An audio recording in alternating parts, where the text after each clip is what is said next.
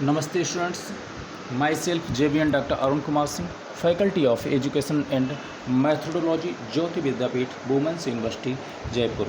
I welcome to all of you in my digital class BSc B.Ed ZBC 5th semester. We will discuss the topic terrestrial ecosystems. Terrestrial ecosystems. A terrestrial ecosystems is an ecosystem found only on landforms. Six primary terrestrial ecosystems exist: tundra, taiga, temperate deciduous forest, tropical rainforest, grasslands, and deserts. Terrestrial ecosystems are ecosystems on land. They can be as big as a continents or as small as an islands. They make up about 28% of the entire world ecosystems. Six primary terrestrial ecosystems exist: tundra, taiga, temperate, deciduous forest, tropical forest, grasslands, and deserts. Terrestrial ecosystems are distinguished from aquatic ecosystem by the lower availability of water and the consequent importance of water as a limiting factor. Terrestrial ecosystems are characterized by greater temperature fluctuations on both a diurnal and seasonal basis than occurs in aquatic ecosystems is similar climates. The availability of light is greater in terrestrial ecosystems than in aquatic ecosystems because the atmosphere is more transparent than water. Gases are more available in terrestrial ecosystems than in aquatic ecosystems, and those gases includes carbon dioxide that serves as a substrates for photosynthesis, oxygen and that serves as a substrates in aerobic respiration, and nitrogen that serves as a substrate for nitrogen fixation.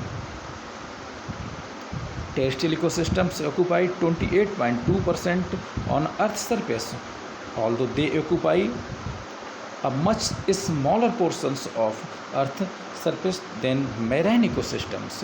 Terrestrial ecosystems have been a major site of adaptive radiations of both plants and animals. Major plant taxa in terrestrial ecosystems are members of the division flowering plants, of which there are about 275,000 species, and the division Pinophyta conifers, of which there are about 500 species. Members of the division Bryophyta, of which there are about 24,000 species, are also important in some terrestrial ecosystems. Major animal taxa in terrestrial ecosystems includes the class Insecta, which about 900,000 species, aviage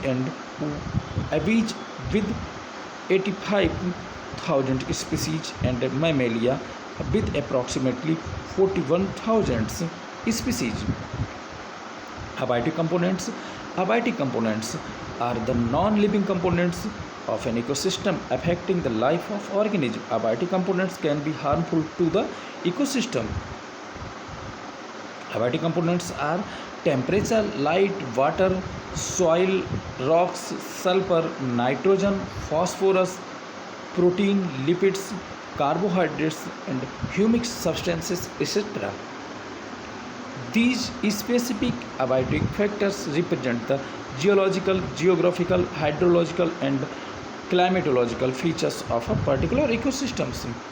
Temperature. Most life exists within a fairly narrow range of temperature from about 0 degrees centigrade to about 50 degrees centigrade. Few organisms can maintain an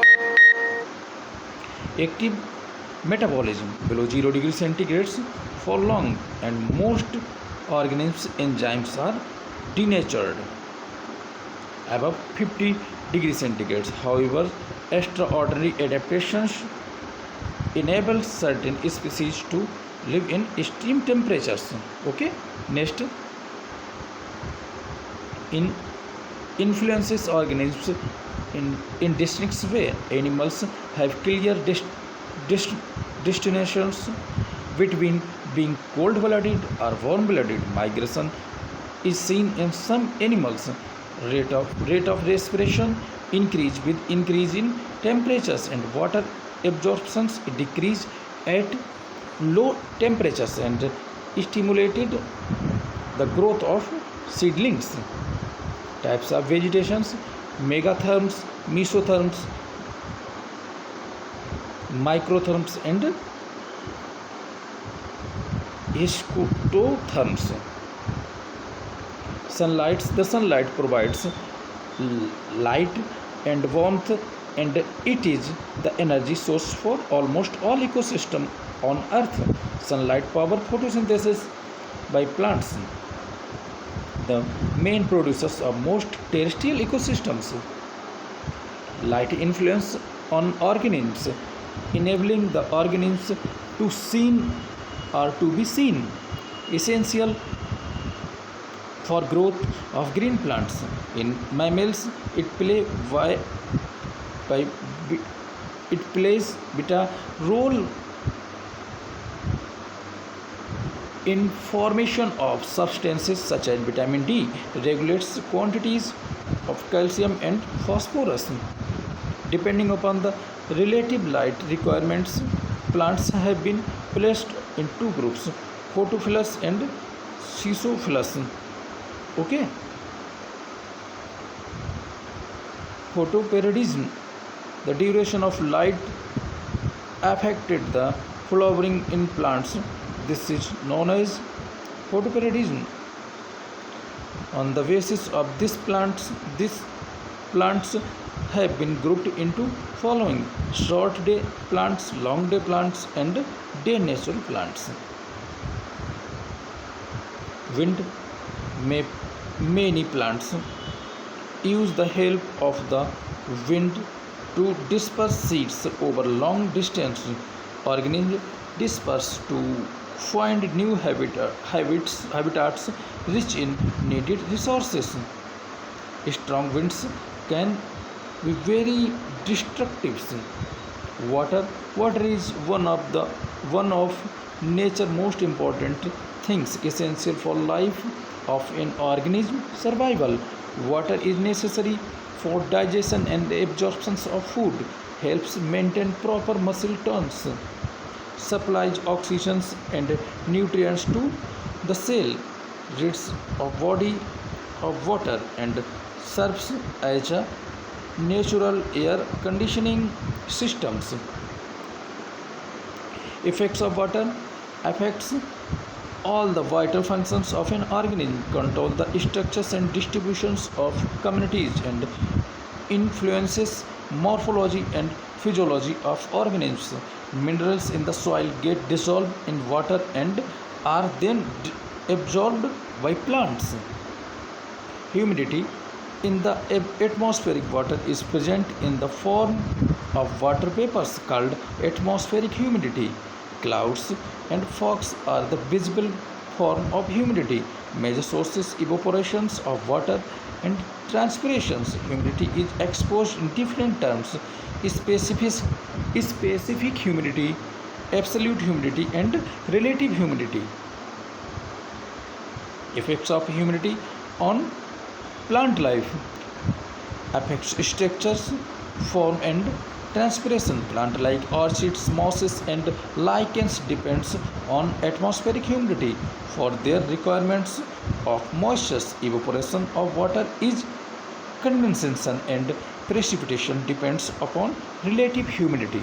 Okay, biotic components of marine ecosystem, biotic components of terrestrial ecosystems. The biotic components ranges from extremely small bacteria which live in the air, water, and soil, algae which live in fresh and salt waters, to the terrestrial plants which range from grasses and herbs that grow after the monsoon of every year to the giants long-lived trees of the forest. The living components of the animal world range from microscopic animals to small insects and larger animals such as fish, amphibians, reptiles, birds, and animals. Biotic components is divided into autotrophs, heterotrophs, and saprotrophs. Autotrophs are also called producers. They are photosynthetic plants, generally chlorophyll bearing, which synthesize high energy complex organic compounds from inorganic raw materials with the help of sunlight, and the process is referred as photosynthesis. Autotrophs form the basis of any biotic systems. In terrestrial ecosystems, the autotrophs are mainly the rooted plants. Heterotrophs are called consumers, which are generally animals feeding on other organisms. Consumers, also referred as phagotrophs, are macroconsumers, are mainly herbivores and carnivores.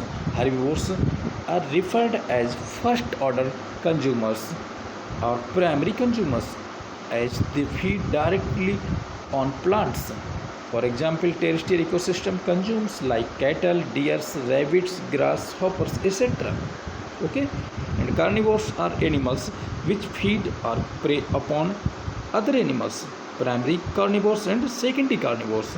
Primary carnivores are second order consumers, include the animals which feed on the herbivores animals. Example are fox, frog, predatory birds, smaller fishes, snakes, etc. And secondary carnivores are third order consumers, include the animals which feed on the primary consumers. Example is wolf, peacock, owl, etc. Saprophytes are also called decomposers or reducers. They break down the complex organic compounds of dead matters. Decomposers do not ingest their food. Instead, they secrete digestive enzymes into the dead and decaying plant, and animals remains to digest the organic materials. Enzymes acts upon the complex organic compounds of the dead matters. Seen these plates or food chains. And next food chain, autotrophs, heterotrophs. Classification of terrestrial communities on the basis of habitat. Terrestrial organisms are found living on the surface of earth, below it, or in the sky. Therefore, on the basis of habitat, they are divided into three categories: subterranean communities, surface communities, and aerial communities. Subterranean communities, animals which live about 5 to 6 inches deep inside the earth. These animals are adapted to various modes of life living inside earth. These adaptations depend upon the nature and type of soil they live in. On the basis of the size, the subterranean communities are further classified as follows: microbiota subterranean communities. These include bacteria, fungi, and mesobiota subterranean communities. They include nematodes, oligochaetes, small insect larvae, etc. Macrobiota subterranean communities. It includes roots of some plants, large insects, earthworms, moles, ground squirrels, etc. Surface communities which live on earth. On the basis of climate factors, it can be divided into tropical, temperate, and alpine. Okay. Aerial communities, organisms which fly in the sky. This come on land, trees, or rock for feeding, breeding, and resting. Insect, moth, birds, and birds. are main sky feeders. Okay, thank you students.